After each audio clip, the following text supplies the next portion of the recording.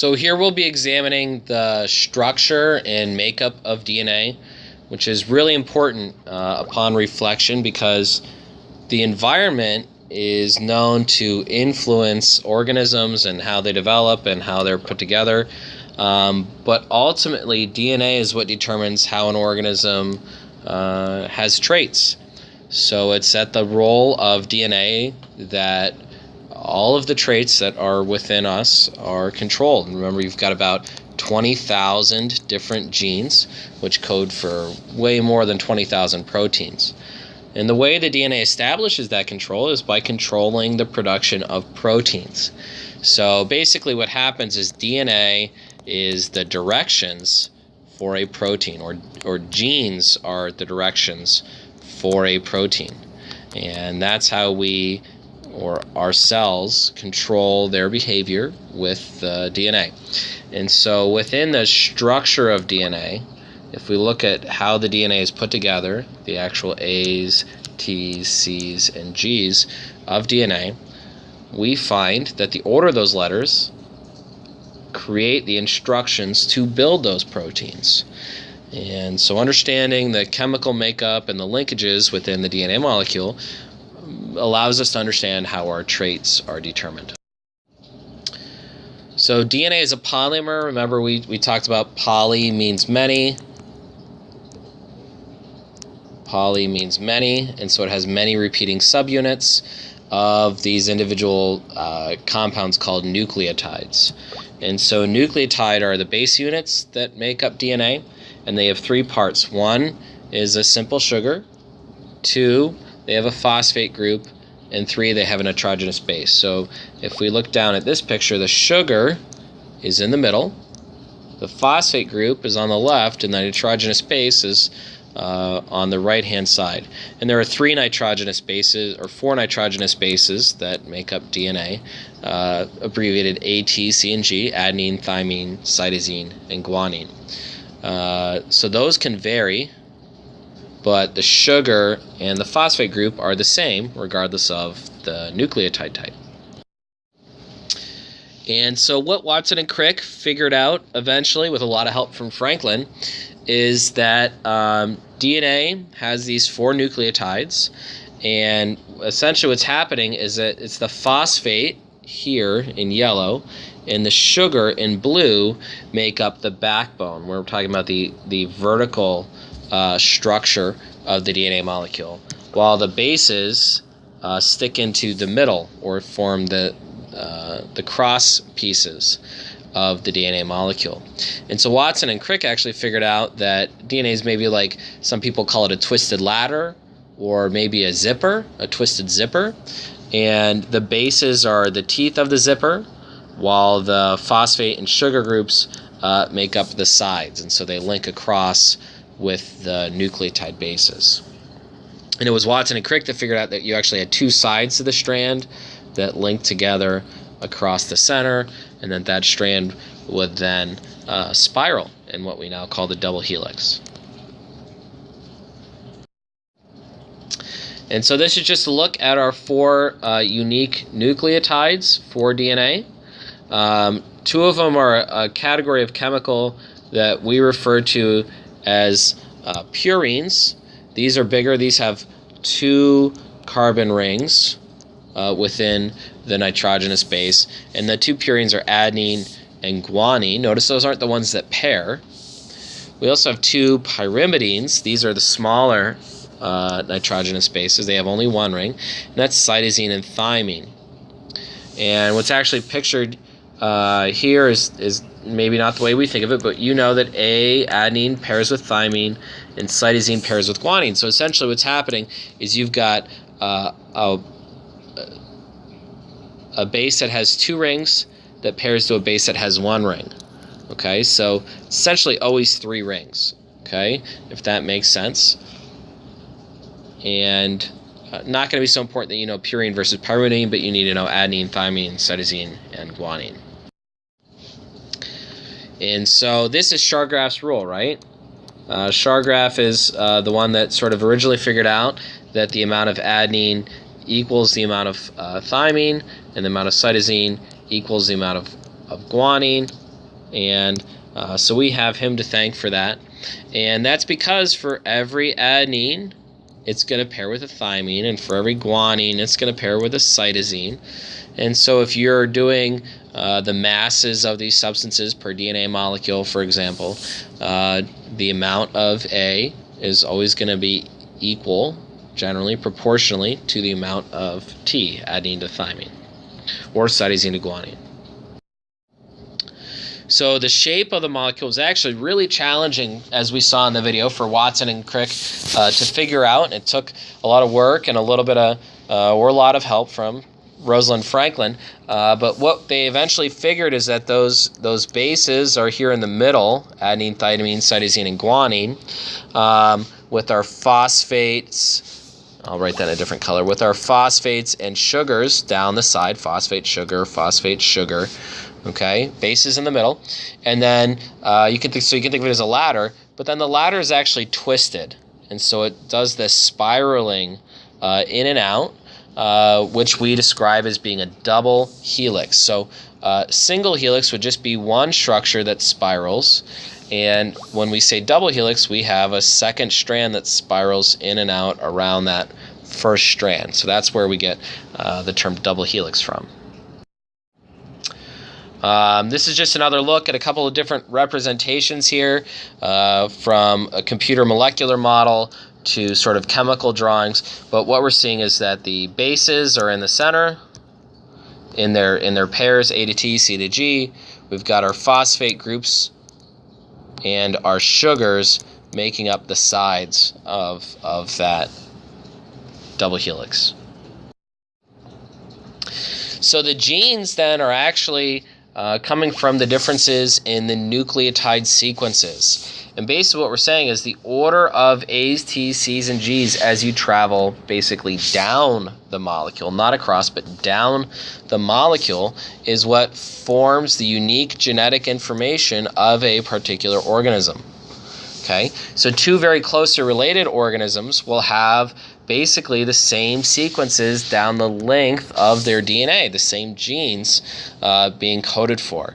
And so there's a lot of scientists that examine nucleotide sequences for relatedness and etc. But when you think of gene, okay, realize that it's A's, T's, C's, and G's, but along the length. Okay, genes aren't really coded for, in this picture, left to right across the molecule, okay, but down the length of the molecule.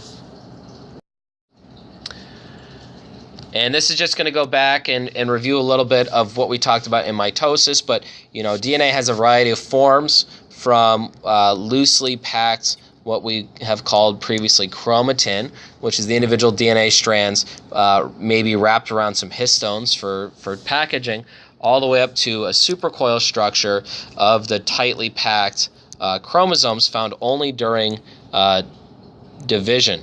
Okay, and so they're tightly packed basically for convenience, for transport.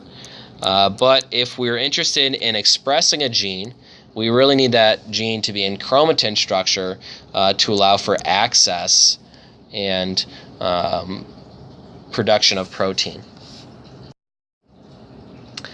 To explain those nucleosomes, essentially what we have when we refer to that term nucleosome is the individual strand of DNA being wrapped around these protein molecules called histones. And so they're attracted. DNA has a negative charge. We'll talk about that for electrophoresis. And these histones have positively charged amino acids, so they're attracted to one another, and that causes the DNA to coil, almost like a magnetic attraction.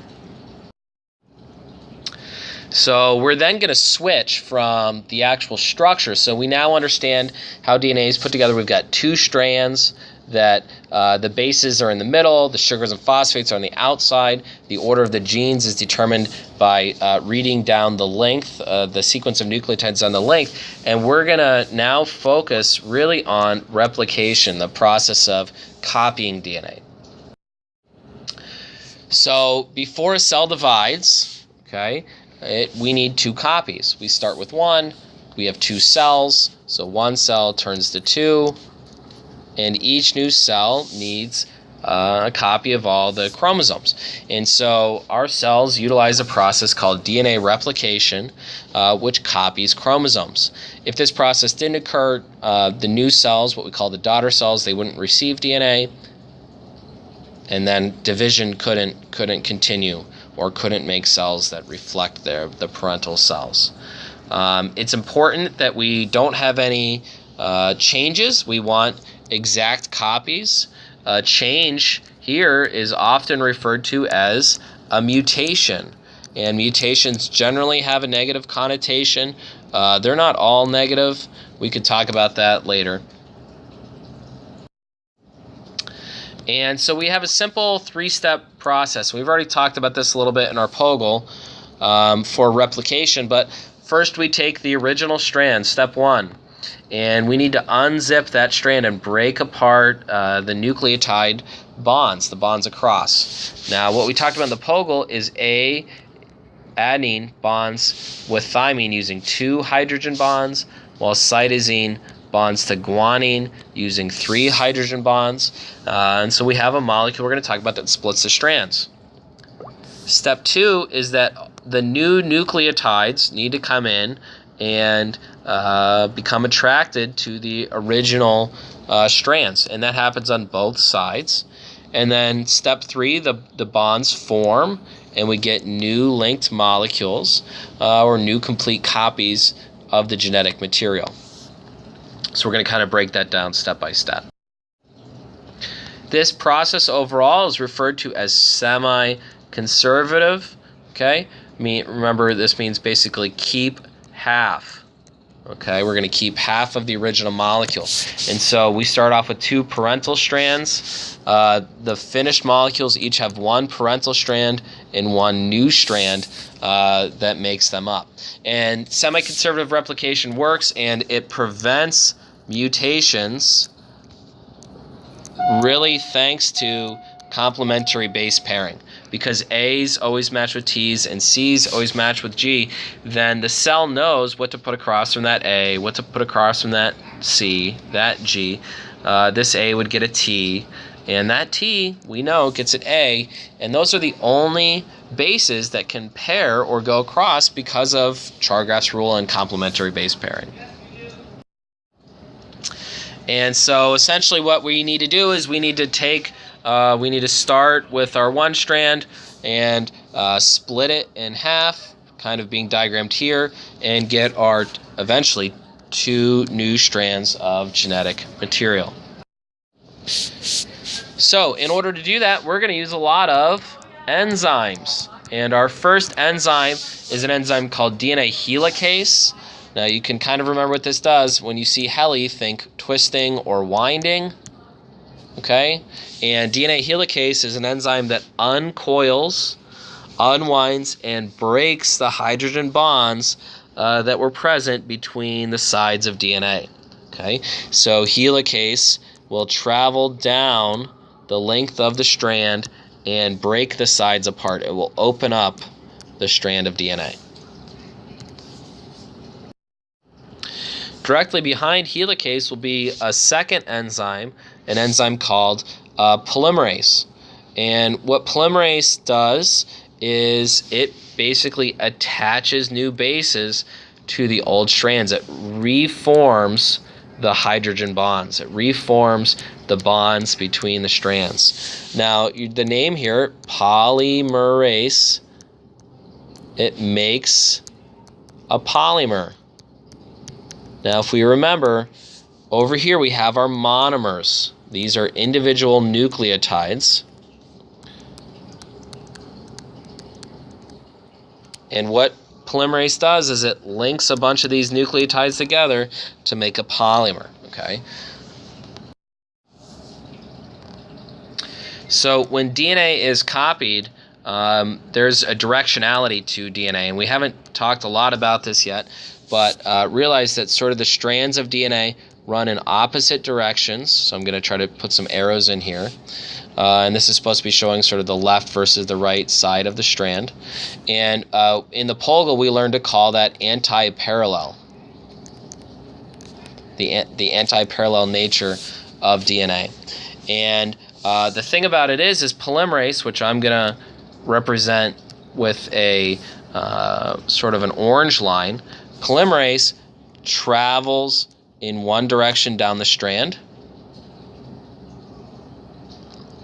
Okay, and it can follow helicase, but the direction that polymerase can travel is sort of different on either side of the strand. So helicase is traveling in one direction down the strand.